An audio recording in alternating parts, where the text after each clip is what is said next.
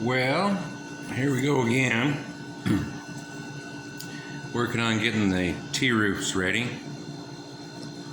And on this car, I've changed my style a little bit on painting. And I've kept my volume the same, but I've slowed the operator down just a little bit. And what I'm trying to do is eliminate orange peel. Problem is when you slow the operator down, you open up the potential for runs. So I did have a small run along this edge. I had a small spot right there, and I'm not sure if it'll show on camera or not, but right there is a run just ready to start. And so what I'm using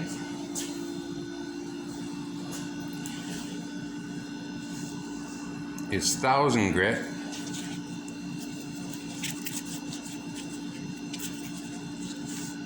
And a stick. I buy these by the bundle at Home Depot. They're shim shingles. So what I'm going to do is use that stick and my fingers to keep me flat, and I'll knock off the top of that run. So I'll take it down halfway so the line should show up and you'll be able to see it, and I'll bring you back. So you should be able to see this in the camera. That line right there is the run.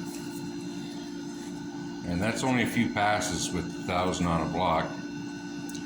And I'm sure there's lots of people out there that are saying, you know, I've been doing this for 40 years and you can't sand clear coat with 1000 because you'll burn through. Well, there's two things about that. Is first of all, you got to know who put the clear on and how thick they put it on. And number two is, if you've been doing it for 40 years, you shouldn't be putting runs in it. So anyway, I'll scuff that out and I'll bring you back. So I'll give you a look just after sanding.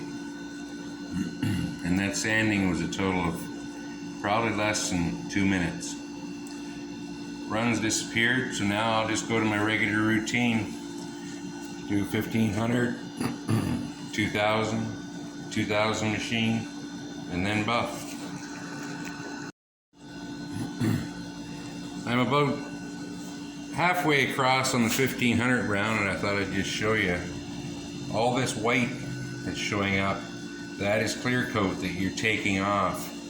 And when you feel the paper start to stick in your hand, that means it's dirty. Wash it, and also wash the surface. And the other thing is keep your hand flat on the block. Otherwise you're gonna burn. And whatever color you are sanding over top of, if that white stuff turns into the color that you're sanding, stop, you're done. So with the scuff and buff done, everything's shiny. The two runs that I had are gone. So I've got to put the rest of these back together, the chrome trim, get the new seals onto them, and the inner panel, and I'll bring you back. Update, getting ready to put the seal on. And this strip, which bolts onto this outer edge with 4 screws, these nuts are in a slot. So when you put it all together, don't tighten it up, because when the seal goes into this strip, that's what acts as the seal to the window. So you're going to adjust that after the fact. And the seal just goes on with the Christmas tree fasteners. Pretty self-explanatory. And the only one that's going to be tough is that one right there.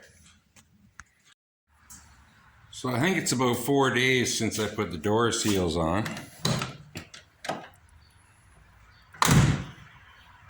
They're slowly learning where they want to be. This right side one was the one that didn't want to play nice.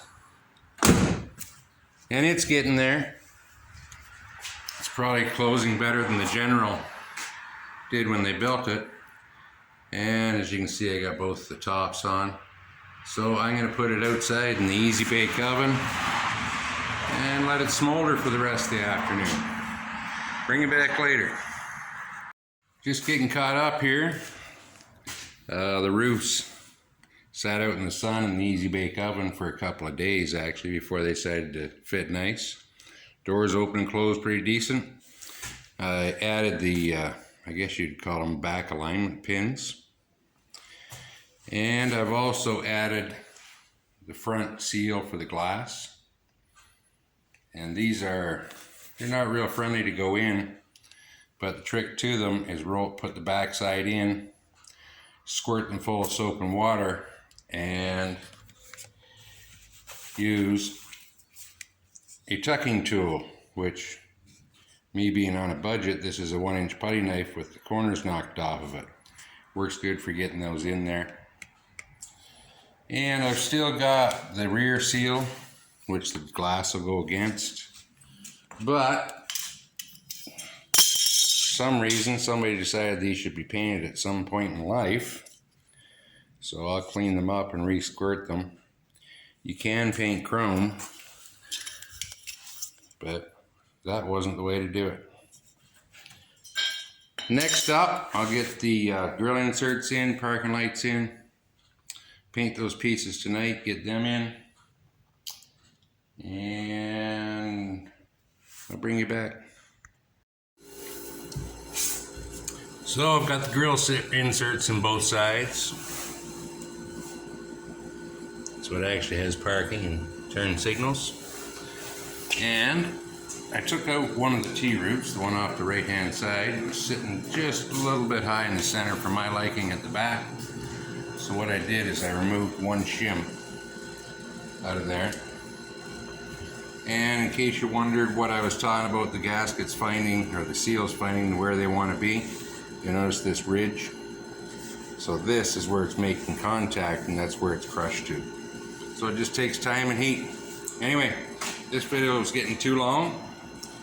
So thanks for watching, and until next time, catch you later.